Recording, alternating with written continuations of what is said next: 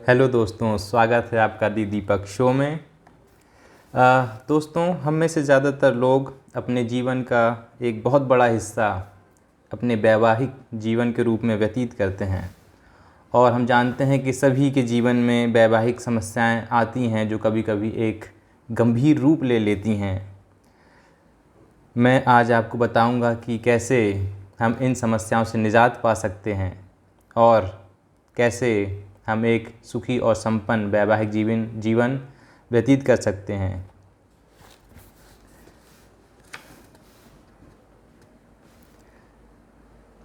दोस्तों, पति और पत्नी के बीच की कलह को मस्तिष्क के नियमों का उपयोग करके सही ढंग से दूर किया जा सकता है। एक साथ प्रार्थना करके वे एक साथ रहते हैं, दिव्य आदर्शों पर विचार करके, जीवन के नियमों का अध्ययन करके, समान ध्येय और योजना पर सहमति और व्यक्तिगत आज़ादी के द्वारा सामंजस्यतापूर्ण वैवाहिक जीवन निभाया जा सकता है और वैवाहिक परमानंद एक होने का एहसास जिसमें दो व्यक्ति एक हो जाते हैं।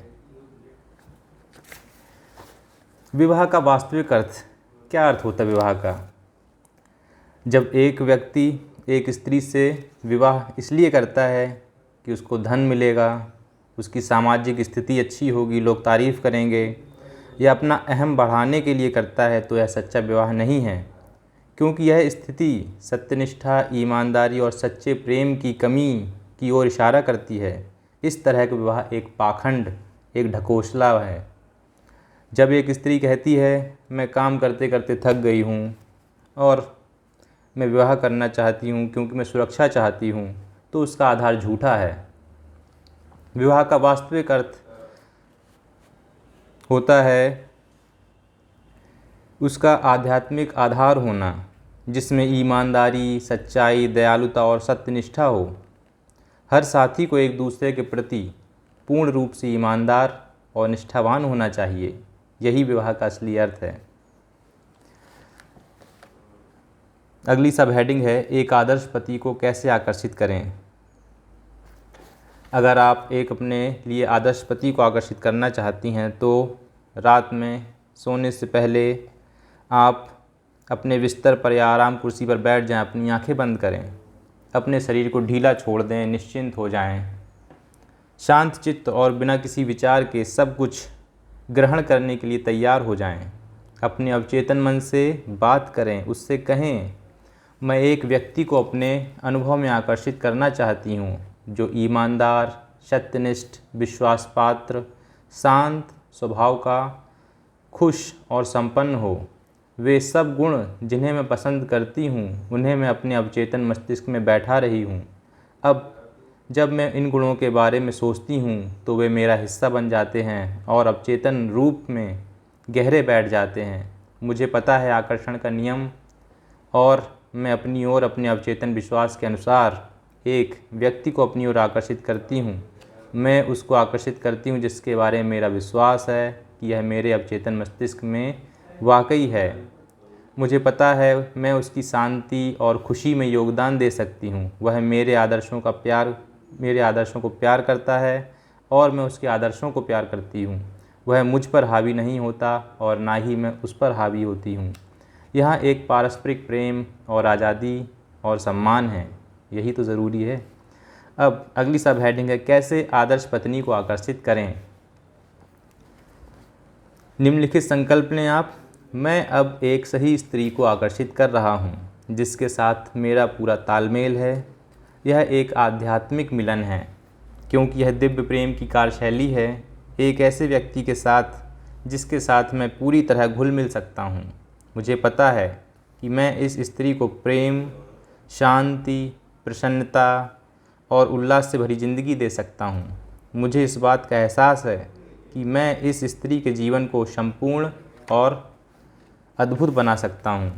मैं आदेश देता हूँ कि उसमें निम्नलिखित गुण और विशेषताएं हों। वह आध्यात्मिक, निष्ठावान और सच्ची हो। वह सामंजस्यपूर्ण, शांत और प्रसन्न स्वभाव वाली हो। मेरे अनुभव वही हो जिसके पास प्यार, सच्चाई, सुंदरता हो। मैं अपने आदर्श साथी को अपने दिल से, अपने मन से स्वीकार करता हूँ और उसका हमेशा सम्मान करता हूँ। अगली सब हेडिंग, दोस्तों वैवाहिक जीवन में सबसे बड़ी गलती क्या होती है? दोस्तों, अगर आपका दांत खराब है तो क्या आप उसको उखड़वाने के लिए बढ़ई के पास जाएंगे? बिल्कुल नहीं।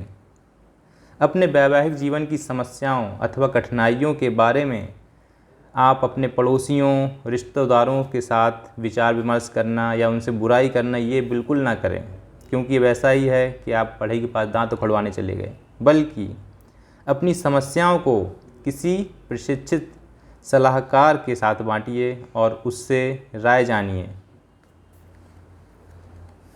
यह बात बहुत अच्छे ढंग से समझने की है कि दो व्यक्ति कभी भी एक छत के नीचे बिना दुख, पीड़ा और विवाद के नहीं रह सकते। कभी भी अपने वैवाहिक जीवन के खराब पक्ष को अपने दोस्तों को ना दिखाएं, क्योंकि यह इसको बढ़ाएगा। अपनी लड़ाई अपने तक सीमित रखें। अपने साथी की आलोचना और उसकी निंदा करने से बचें, तो ये गलती नहीं करेंगे। अपने पति या पत्नी को अपनी तरह बनाने की कोशिश ना करें। अगली बात, कभी कभी ऐसा होता है कि पति चाहता है कि पत्नी मेरे जैसी बन जाए, पत्नी चाहती पति मेरे जैसा बन जाए। ऐसा प्रयास करना हमेशा बेवकूफ़ी भरा होता है और यह एक दूसरे के स्वाभिमान और आत्मसम्मान को ख़त्म करते हैं। यही नहीं, इससे क्रोध पैदा होता है और यह वैवाहिक जीवन के बंधन के लिए खतरनाक है। अपने साथी को अपनी दूसरी प्रति या कॉपी बनाने की कोशिश न करें। वो जैसा है उसका सम्मान करें और एक दूसरे को आगे बढ़ाने का प्रयास करें। अब दोस्तों, मैं एक प्रार्थना के बारे में बात करूंगा जो कि 3 चरणों में है और आप इसको करेंगे तो इससे ज़रूर लाभ मिलेगा, क्योंकि आप अपने अवचेतन मस्तिष्क में अगर अच्छी बातें डालेंगे तो आपको अच्छा रिजल्ट मिलेगा। पहला चरण है, छोटी छोटी निराशाओं की वजह से उत्पन्न चिढ़ को कभी भी एक दिन से दूसरे दिन के लिए मत ढोइए। रात्रि में सोने से पहले जो भी तीखी तकरार हुई है एक दूसरे की, उसको माफ़ कर दें। जिस क्षण भी सुबह आप उठते हैं, अपनी अनंत बुद्धिमत्ता से अपना मार्गदर्शन करने के लिए कहें।